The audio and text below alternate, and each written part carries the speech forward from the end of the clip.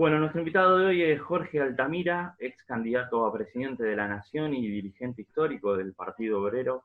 Buenas tardes, Jorge. ¿Qué tal? ¿Cómo está? Bien, bien. Jorge, primero que nada le quería preguntar cuál es el análisis que hace usted de la pandemia en estos momentos. Bueno, en realidad tenemos que dividirlo. Una cosa es la pandemia y otra cosa es, digamos, la cuarentena.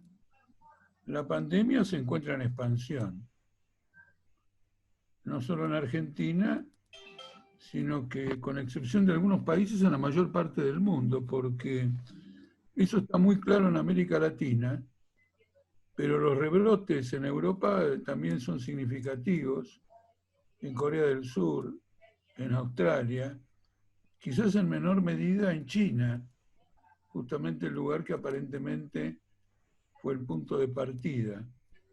De manera que en ausencia de una solución sanitaria más radical, como algunos dicen que sería la vacuna, la sociedad se va a mover al ritmo de una epidemia sobre la cual todavía no tiene ningún control. No solo sobre el virus, sino que tampoco tiene un control desde el punto de vista de los requerimientos sanitarios, porque en casi todo el mundo ha quedado de manifiesto que la oferta sanitaria, infraestructura, número de médicos, ha sido completamente deficitaria, en gran parte como consecuencia de una política de privatización, de reducción del gasto público, que han seguido todos los países. Recuerdo en el momento las fortísimas críticas en Italia hacia la política de ajuste del gobierno en el momento más duro de la pandemia, y se señalaba en particular a Italia porque Italia es de los países europeos que junto con Grecia tiene el déficit fiscal y la deuda pública más elevadas. Entonces la pandemia se está desarrollando de esta manera y no se ve una reacción estructural de los estados capitalistas con relación a este punto, más allá de las investigaciones en torno a la vacuna, que sigo como cualquier otro a través de los diarios. Claro. Y en este sentido, las medidas que el gobierno está tomando en este momento, ¿qué análisis puede hacer respecto de estas medidas?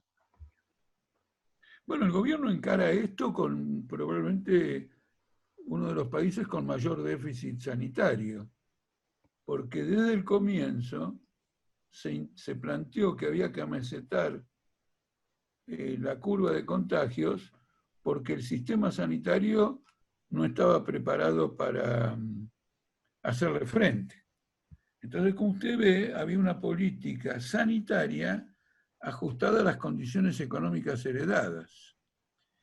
De otro lado, un fenómeno que es internacional, pero que en países como el nuestro es el más agudo, es que no hay una adaptación de la economía a la cuarentena, porque la cuarentena supone el cierre de numerosas actividades económicas y por lo tanto supone una política de subsidios a aquellos que no pueden ir a trabajar, que están obligados a quedarse en casa, etcétera, etcétera. Y una política de subsidios es incompatible con un sistema capitalista porque significa, por un lado, el subsidio al trabajador, pero también el subsidio al capital.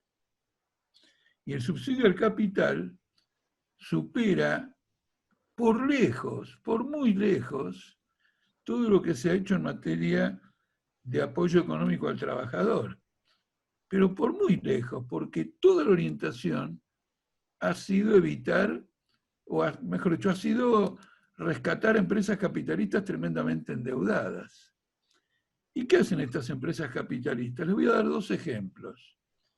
En Estados Unidos utilizan un dinero que le da la Reserva Federal a tasa de interés virtualmente cero para comprar acciones. Incluso acciones de empresas que no van a dar utilidad y en algunos casos que están en concurso de acreedores.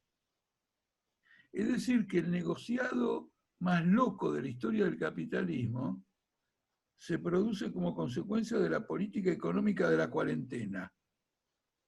Y en Argentina, las pruebas de esta situación están en la lectura de los decretos y los proyectos de leyes del gobierno, que dicen lo siguiente: le damos ATP a las empresas, pero tienen prohibido operar en la bolsa. ¿Cómo tienen prohibido operar en la bolsa? Se supone que no tienen un mango.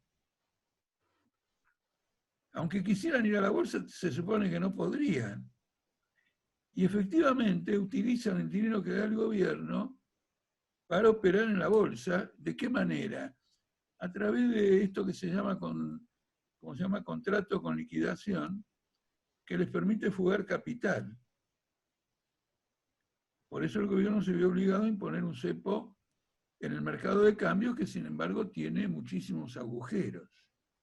Otra cosa muy importante, el gobierno el otro día se ufanó de que logró recaudar 87 mil millones de pesos colocando un título. ¿De dónde saca la gente 87 mil millones de pesos? Quiero decir la gente, los que especulan con los títulos públicos. Bueno, lo sacan de todos estos subsidios.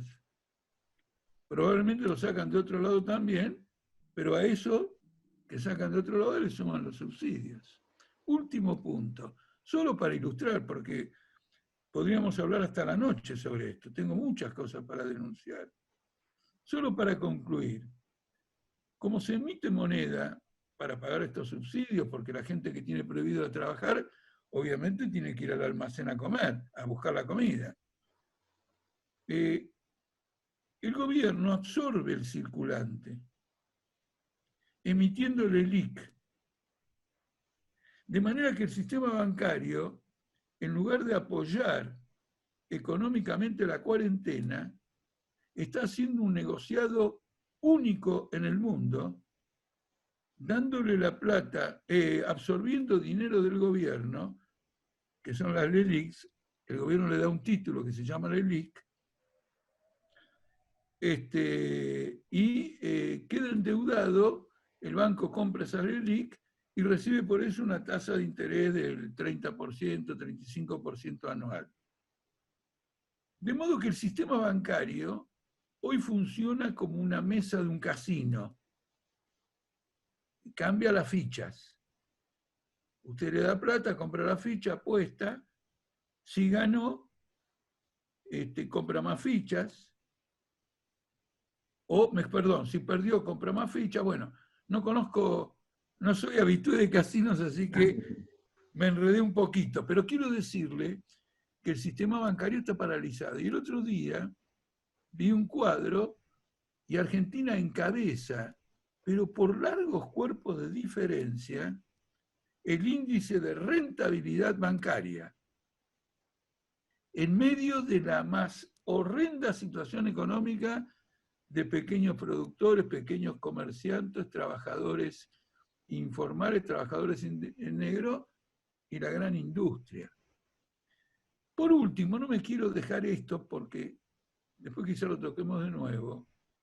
Las patronales se niegan a gastar todo lo que es necesario en materia de protocolos de salud, porque dicen que eso les perjudica la rentabilidad.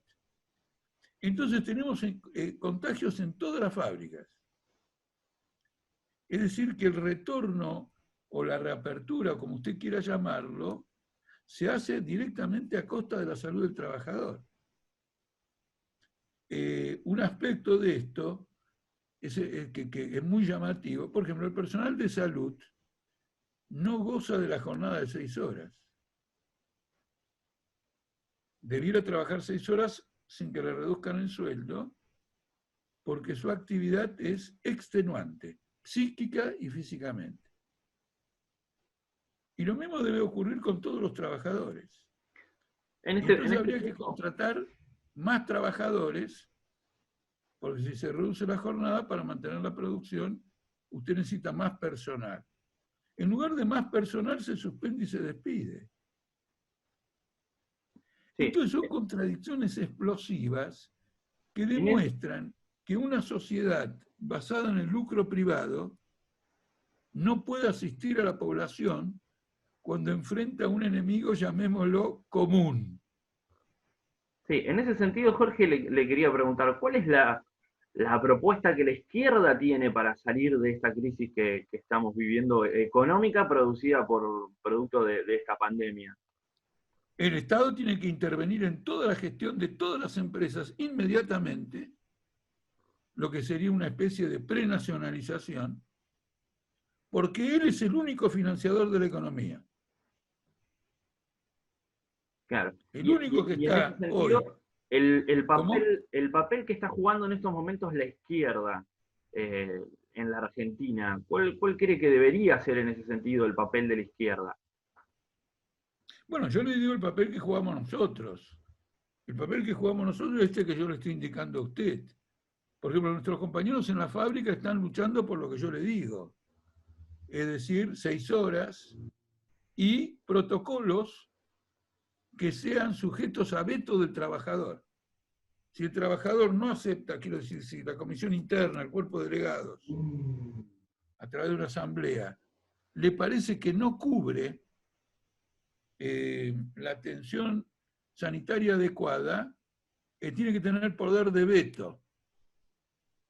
Esto tiene que ser. Y es más todavía, en algún momento, al discutirse el tema de reapertura, recuerdo muy bien, Kicillof señaló que, o el gobierno en general, señalaron que las empresas debían habilitar un sistema de transporte propio para evitar que el trabajador tenga que ir en el transporte público, donde eventualmente puede contaminarse, puede contagiarse, y entonces ingresar contagiado. Como ocurre en una escuela. Hay escuelas que contratan su propio transporte. Naturalmente que esto va a implicar un aumento del costo, etc. Como el aumento del costo se puede compensar con una reducción de la ganancia, no hay ningún problema. Pero yo no conozco ningún capitalista que acepte reducir su ganancia, así vengan degollando. Entonces lo va a transferir a precios, esto, lo otro. Entonces el Estado tiene que tomar el control total de la economía. El que pone la guita manda. Y el que no pone la guita se somete al que pone la guita. Como usted ve, en esta propuesta elemental, usted tiene la simiente de una sociedad socialista. Que revela, lógico, que revela su naturaleza solidaria porque hace funcionar a la totalidad de la sociedad en función del interés colectivo. Sí. Yo, por ejemplo, soy partidario a muerte que emita dinero. La emisión de dinero, desde el punto de vista económico, no es otra cosa que un crédito, que en este caso lo produce el Banco Central. Luego, cuando la economía vuelve a su situación anterior, todo el mundo puede empezar a devolver ese crédito. Pero mientras estemos en esta situación, toda la economía funciona en base a un crédito del organismo central y por lo tanto todas las normas de salud, las normas económicas, el control de los libros, todo tiene que estar supervisado por el Estado. Y el Estado, como no tiene los medios para supervisar todo esto, tiene que pedir el auxilio de la clase obrera. Es decir, los cuerpos de delegados hacen las funciones de supervisores. Hay que abrir las cuentas de las empresas. Ahora, fíjese usted, lo otro, el gobierno se está comprometiendo a pagar la deuda externa y hacerlo desde, por de pronto este año pagó todo porque primero pagó 4.500 millones en contante y sonante y ahora lo que dejó de pagar se va a concretar en un bono, que a su vez va a rendir interés. Vamos a pagar intereses con un nuevo capital que va a rendir más intereses. ¿No es cierto? Está la política financiera en medio del caos. Entonces la izquierda tiene que aprovechar esta oportunidad para mostrar la contradicción irreductible, antagónicamente absoluta, irreconciliable entre el interés general y el capitalismo. Y en lugar de mostrar un discurso sobre eso, y ahora quiero avanzar un poco más, en lugar de un discurso sobre eso, tenemos la realidad de todos los días. Tenemos la realidad de todos los días. Ahora, por ejemplo, le van a dar una moratoria a las grandes empresas. Ya están anunciando un blanqueo. Es decir, en la historia esta cuarentena va a aparecer como el gran casino del siglo XXI, donde los ricos se hicieron más ricos de lo que estaban antes. Ahora viene lo siguiente, ¿y cómo seguimos? Esa era mi pregunta. No, por eso, porque ahora se lo digo, ¿cómo seguimos? Plata de afuera no va a venir. La plata de afuera, adentro se gastó, el déficit fiscal es del orden de los 45.000 a 50.000 millones de dólares. ¿Usted cree que esto se arregla con una moratoria o con un blanqueo? Para que haya un blanqueo exitoso, Alberto Fernández se va a tener que vestir de Macri, de Menem y de Videla, porque nadie va a declarar lo que tiene afuera, ni mucho menos traerlo al país, si no tiene la absoluta seguridad de que una nueva crisis no hace que le bloqueen los fondos. Yo quiero recordarle a usted que en el blanqueo de Macri, el que se llevó plata al exterior en negro, lo declaró, pero no lo trajo. Lo único que hizo es que ahora tenía dinero en blanco y por lo tanto estaba obligado a pagar una serie de impuestos por tener el dinero, bueno, el sistema impositivo argentino. Pero al blanquearlo, lo que también logró es hacerlo circular internacionalmente. Porque en negro es muy difícil. Acaba de ocurrir algo grave. Ah, sí. Por ejemplo, los dos grandes bancos italianos se acaba de descubrir que hace 10 años que manejan el dinero de la mafia calabresa. Y esto no es una noticia policial, usted dice Altamira leyendo una noticia policial. No, esto es tapa del Financial Times. Es decir, que el sistema bancario italiano sigue en pie, a pesar de la plata que tiene metida en la deuda pública italiana que no se puede pagar, porque la mafia calabresa le cubre las espaldas haciendo negocios con esa banca. Entonces, ¿cómo van a financiar la reconstrucción? Ya dijeron de entrada que la van a financiar transformando al ANSES en una caja de pensiones para pobres, una pensión a la vejez. Se terminó la jubilación en la Argentina, porque la jubilación es un derecho sobre el tiempo que usted trabajó. Ahora, si a mí me dan plata para que pueda comer fideos, eso no es una jubilación. Eso es una pensión a la vejez. Trate de no morirse. Ahora, eso es una reducción de las jubilaciones, pero lo que viene es el aumento de la edad jubilatoria. Y esto lo anunció Guzmán antes de la pandemia y antes de la cuarentena. Y esto es internacional. Quebrar los sistemas previsionales. Y en Argentina la situación es muy grave porque probablemente, no sé qué parte ahora, digamos un 30% de la deuda del Estado es con ANSES. Entonces a ustedes viene lo siguiente. ¿Le van a pagar a los bonistas en dólares en Nueva York? Sí. ¿Le van a pagar a los bonistas en dólares en Buenos Aires? Sí. ¿Le van a pagar a los bonistas en pesos en Buenos Aires? Sí. ¿Le van a pagar al Club de París? Sí. Y le van a pagar al FMI? Sí. Pero al ANSES no. En el mundo se viene dando que vienen extendiendo la edad jubilatoria, aumentando la edad. ¿Cree que eso es posible que se dé en la Argentina próximamente, que se aumente la edad jubilatoria? Sí, claro. Es lo que hizo Bolsonaro.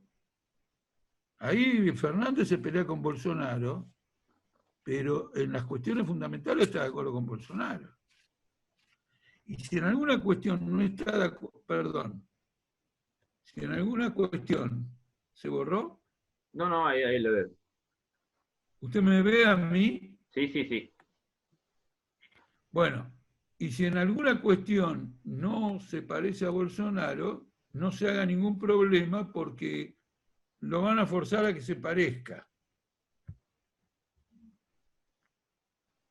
No será la primera vez que Alberto Fernández hace lo que los grandes intereses económicos le dicen que tiene que hacer. O sea, en este sentido, respecto de los trabajadores, le tengo que preguntar porque hay quienes ya hablan de que una vez que termine la pandemia se va a dar un cambio en el paradigma de la forma de trabajar tanto de los argentinos como en el mundo, que va a cambiar, que se va a trabajar más de casa. ¿Cuál es la previsión que hacen ustedes respecto de los trabajadores post pandemia? Bueno, hay que ver, el tema siempre es en el fondo va a ser económico. No se puede asegurar. Yo he leído muchos artículos de grandes empresarios que dicen que el trabajo en un espacio común o en un espacio único, perdónenme, que en un espacio común o en un espacio único, digamos, es insuperable. Quizás este trabajo del domicilio sea, sea marginal o complementario. Lo único que le quiero decir es esto, que implica un grave retroceso en los derechos laborales. Porque indudablemente si yo voy a una empresa, estoy en un edificio que pertenece a la patronal y lo mantiene la patronal, hago una serie de gastos todos ahí. Ahora, si estoy en casa, ¿quién controla que sean 8 horas de trabajo? ¿Quién me banca todos los costos relativos con eso? En cierto modo, esto del teletrabajo es una especie de, ¿cómo le diría?, de cobertura ideológica o tecnológica, tecnológica, ideológica, del monotributismo. El capitalismo no necesitó que viniera, el capitalismo no necesitó que viniera el teletrabajo para sacar a la gente de la protección social de la que goza. No sé si me explico. Sí, sí, sí, sí. Un monotributista no tiene previsión social, no tiene salud, no tiene nada. Y tiene que pagar impuestos. Entonces la situación es muy mala. En este sentido va a haber una rebelión, como ya se manifiesta en rebeliones a nivel internacional que ha producido, ¿cómo se llama?, los repartidores. Ha habido rebeliones, marchas y movilizaciones en numerosos países y también acá en la ciudad de Buenos Aires, en Córdoba y en Rosario. Sobre esta nueva modalidad de trabajo se refiere al delivery. Sí, sí, claro, a los que hacen delivery. Yo conozco personalmente al secretario general de Starbucks de Chile, que hoy está funcionando con repartidores de comida. Bueno, entonces va a plantear una nueva forma de organización de los trabajadores y es muy interesante porque usted observó que se aprobó en diputados la media sanción y se terminó de aprobar la media sanción y las patronales están en desacuerdo. Les parece que privilegia al trabajador. No, es una cosa de locos esto. En esto le voy a cambiar de tema y le quería consultar puntualmente por su nombre, Jorge Altamira. Jorge Altamira es un seudónimo. Sí. Yo nací en los últimos años de la dictadura y he crecido en la democracia, y se me hace un poco complicado la idea de entender por qué alguien para escribir necesitaría de un seudónimo. Ah, bueno, porque usted es muy joven y no vivió bajo la dictadura. Yo muchas veces me pregunto hasta qué punto esto me salvó la vida, porque a lo mejor buscaban a alguien y no sabía bien quién era. Era común que todos nosotros, los que escribíamos en algún lugar, éramos muy jovencitos. Entonces los mayores dirigían diarios y publicaciones. Cuando teníamos que escribir, nos incitaban a que lo hiciéramos con un seudónimo. Acá lo único novedoso es que a la hora de presentarme por primera vez como candidato, creo que fue en el año 87, yo consideré necesario reivindicar mi trayectoria política bajo 2 o 3 dictaduras y no aparecer como un individuo nuevo.